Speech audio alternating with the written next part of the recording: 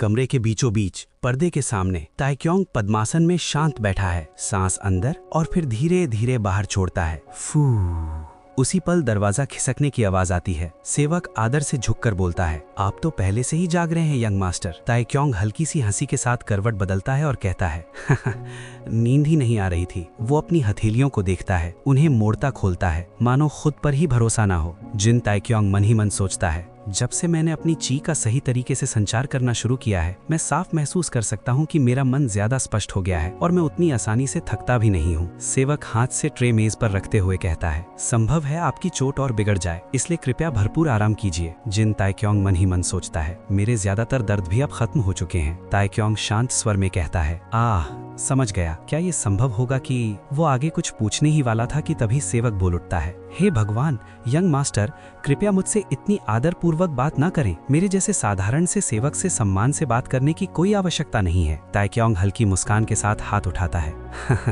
आप सही कह रहे हैं, तो फिर वही ठीक रहेगा। क्या यहाँ कोई अतिरिक्त प्रशिक्षण कक्ष है? उसका सवाल पूरा होने से पहले ही सेवक, मानो जिन ताइक्योंग की सेवा करना उसकी जान पर आन आया हो, वैसा चेहरा बनाते हुए माथे का पसीना पोंछता है। यहाँ तो काफी गर्मी है। अगले पल दोनों आमने सामने हैं। कमरे में हल्की सी खामोशी छाई हुई है। जिन ताइक्योंग मन ही मन सोचता है, मैं बस ऐसे ही सामान्य तरीके से बात करूंगा। फिर अचानक खुद से सवाल करता है, रुको, मैं बूढ़ों से बात करने में इतना खराब क्यों हूँ, खासकर जब सामने वाला मुझसे उम्र में काफी बड़ा हो? सेवक आदर से झुकते हुए कहता है, जैसा आप चाहें यंग मास्टर, और धीरे से पूछता है, तो बताइए आपको क्या चाहिए? सेवक जिन ताइक्योंग की मांग ह्यूक मू जिन को बताते हुए उनके सामने खड़ा है। ह्यूक मू जिन जिन ताइक्योंग का अनुरोध पत्र पढ़कर सेवक का आभार जताते हैं और उसे जाने का संकेत देते हैं। जैसे ही सेवक वहां से जाता है, ह्यूक मू जिन खुशी से पागल हो उठते हैं और सारे कागज हवा में उछाल देते हैं, मानो उन्हें करोड़ों की लॉटरी लग गई हो। कितना खुशी का दिन है, आज मैं काम नहीं करने वाला। वी पेंग फुर्ती से सारे कागज पकड़ते हुए कहता है, किस शर्त पर सर? सर, अगर उन्हें इस बारे में पता चल गया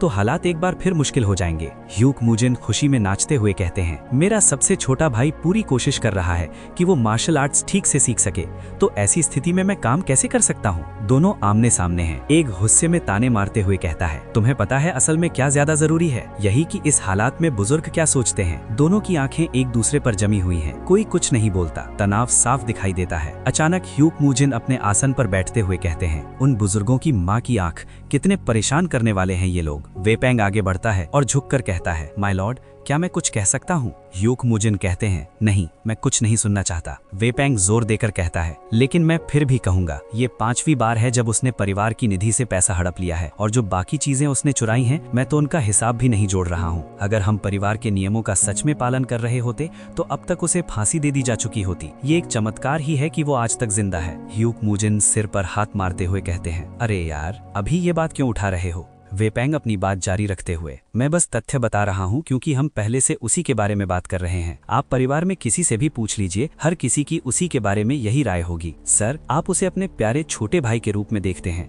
लेकिन बाकी लोगों के लिए वो इतना नापसंद किया जाता है कि नफरत का प्रतीक बन चुका है। ह्यूक मू जिन गुस्से से देखते हुए, अरे क्या तुम्हें मेरे छोटे भाई से कोई दिक्कत है? ये कैसी आवाज में बात कर रहे हो? वे पेंग थोड़ा डर और सम्मान के साथ, मैं बस परेशान हूँ मेरे स्वामी, बहुत ज्यादा। तीसरे यंग मास्टर की लगातार हरकतों की वजह से आपकी स्थिति उन बुजुर्गों के सामने धीरे धीरे कमजोर होती जा रही है। ह्यूक मू जिन चुपचाप एक तरफ देखता है, कोई संवाद नहीं, बस गहरी खामोशी। वे पेंग आगे कहता है, सिर्फ यही नहीं, एल्डर्स पूरी तरह से यही सोच रहे हैं कि थर्ड यंग मास्टर ही वो वजह है जिसकी वजह से परिवार को लगातार मुसीबतों का सामना करना पड़ता है। अचानक ह्यूक मू जिन गुस्से में मुट्ठी भींच कर गरज कर कहते हैं, वो नामुराद माफ करने लायक नहीं है। वो पीठ फेर कर खिड़की की ओर चलता है। एक लंबी सांस निकलती है। वे पेंग कहता है, मुझे बस इतना ही कहना है कि उसे एक आदमी की तरह ट्रीट किया जाए। ह्यूक मू जिन खिड़की से बाहर देखता है। कमरा शांत है, पीठ से उसका चौड़ा शरीर दिखता है। वो ठंडे स्वर में कहता है, ये आखिरी मौका होगा। वे पेंग हाथ उठाते हुए कहता है, रुकिए सर। ह्यूक मू जिन गंभीर आवाज में कहता है, मैंने ये बात तुम्हें पहले भी बताई थी। वो सिर्फ एक बच्चा ही नहीं है, उसने अपनी यादें भी खो दी हैं, लेकिन उसी वजह से वो एक अलग इंसान बन गया है। क्या तुम ये भी नहीं मानते कि वो अलग तरह से जी रहा है? वे पेंग झिझकते हुए कहता है,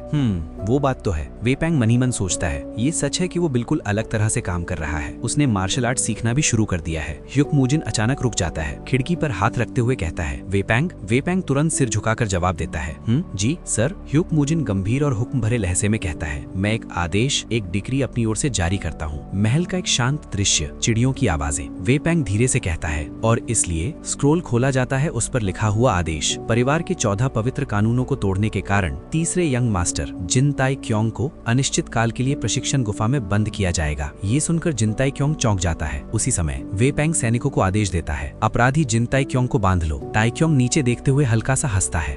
सिपाही आगे बढ़कर उसे पकड़ते हैं। ताई क्योंग जोर जोर से हंसने लगता है।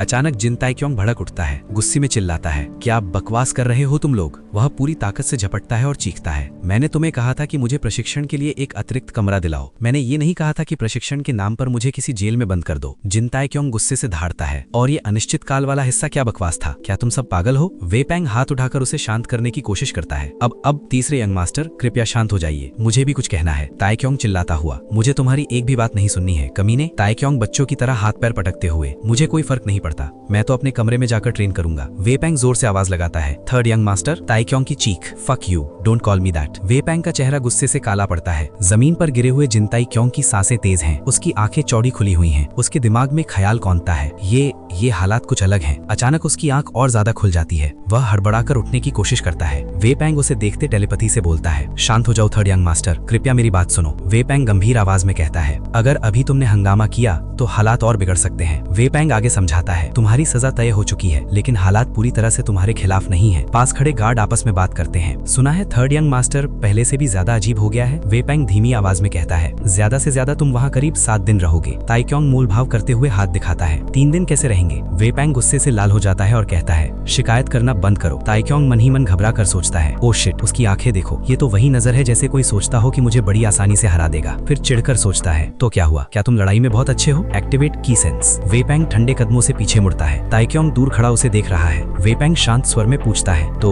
तुम्हारा क्या विचार है? वेपैंग के लेवल के सामने इतने सारे प्रश्न चिन्ह देखकर वह समझ जाता है कि वो किसी मामूली इंसान से नहीं उलझ रहा है। ताई क्योंग शरारती सी मुस्कान के साथ हाथ उठाकर जवाब देता है, नो प्रॉब्लम, मुझे बिल्कुल ठीक लगता है। हरे भरे पहाड़ों के बीच खड़ी ऊंची चट्टानें दिखाई देती हैं। माहौल शांत लेकिन भारी लगता है। चट्टान के बीच बना गुफानुमा द्वार दिखाई देता है। उसके सामने सीढ़ियां हैं और 2 लोग पहरे पर खड़े हैं। जमीन पर कई लोगों के कदमों की आवाज सुनाई देती है। भारी जूतों के साथ आगे बढ़ते कदम माहौल में तनाव भर देते हैं। पीछे से देखा जाता है एक मजबूत कदकाठी वाला व्यक्ति आगे बढ़ रहा है। उसकी चाल में अधिकार और गुस्सा साफ झलकता है। सामने से दृश्य खुलता है। बीच में ताई क्योंग घुटनों के बल बैठा है। दोनों ओर अशस्त्र पहरेदार खड़े हैं और पीछे से कई लोग उसे घेरे हुए हैं। भारी आवाज में ह्यूक मूजिन बोलता है, तो तुम आखिरकार यहाँ आ ही गए। कहानी यहीं रुक जाती है। आगे की कहानी जानने के लिए वीडियो को लाइक करें और चैनल को सब्सक्राइब करें।